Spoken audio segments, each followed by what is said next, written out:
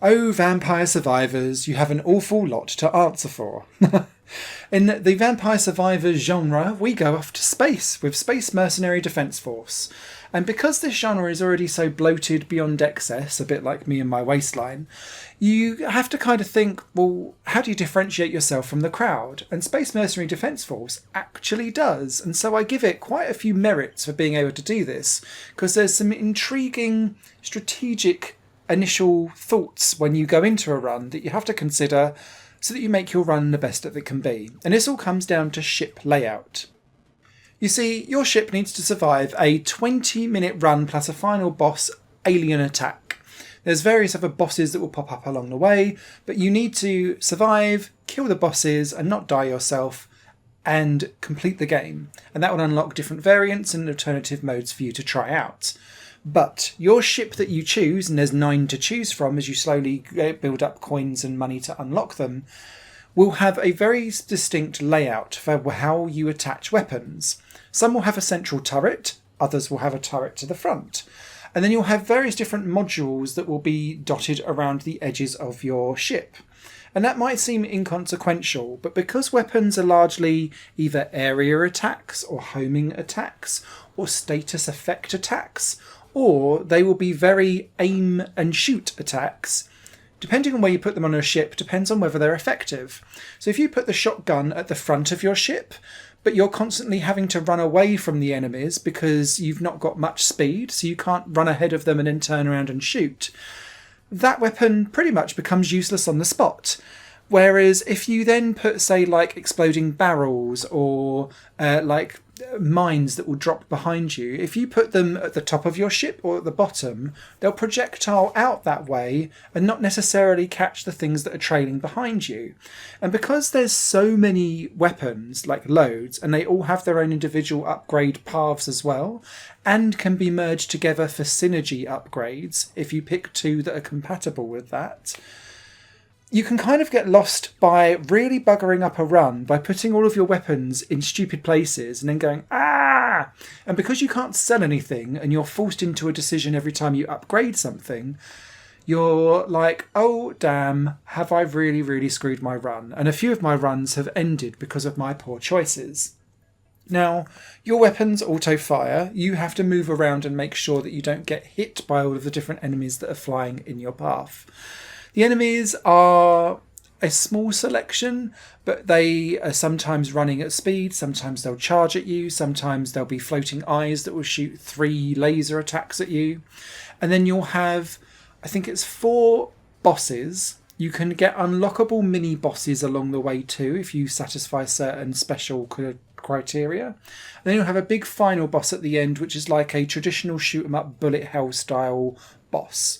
And what I really like about that is, unlike, say, Vampire Survivors where you just get overwhelmed and die, at least with this game you get that satisfaction of completing the run and being like, ta-da!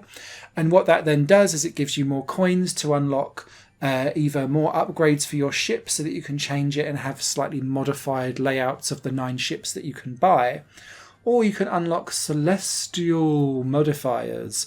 And what these do are give the enemies more HP or bosses more HP, or you only get to start with 1 heart, which means that you'll get hit twice and then it's game over, unless you're able to unlock heart upgrades, for example. So it continues to add different varieties into the main game as you go, which is all very well and good, and offers some decent replayability. I found myself having good fun with Space Mercenary Defence Force for the first 3, 4, 5 hours, and then I'd kind of seen most of the weapons and attacks and felt quite comfortable that I'd had my fill with it. I hadn't unlocked all of the celestial modifiers, but I had seen all of the different weapons that are out there, and there's some proper funny ones. There's one where a little mouse comes along and draws out a little area on the screen, and then everything gets damaged that's inside it. There's one where a hand flies around and just grabs enemies and throws them at others. There's another one where a mouse comes along and starts just clicking on enemies and hurting them that way. There's good humour in here, and so it's not like po-faced, oh my missiles and lasers and bullets.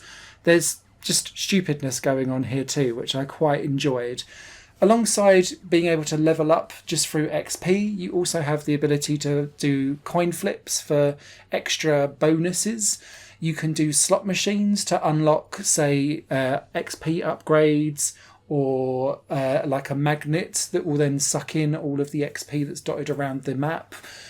And then there's also a spin the wheel, a bit like Wheel of Fortune, which can give you various different upgrades, or sometimes just nothing at all. All of these things are just nice little extras that buff out a game that doesn't do anything, air quote, new, but does what it does perfectly competently. And I really like that ship aesthetic about really having to think where you place your weapons so that they do the maximum amount of damage. Because in a genre where sometimes you're so hands-off that you wonder, am I actually really involved or enjoying this game at all?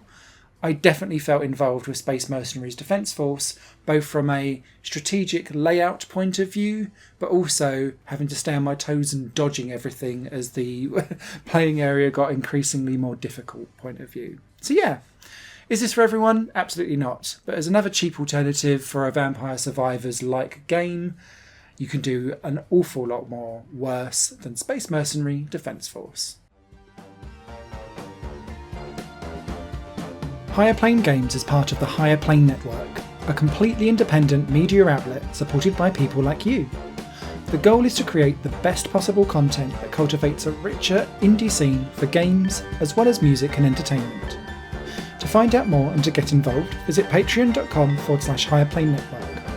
Your support makes all the difference, and in return you'll gain access to bonus content and downloads. Thank you for watching.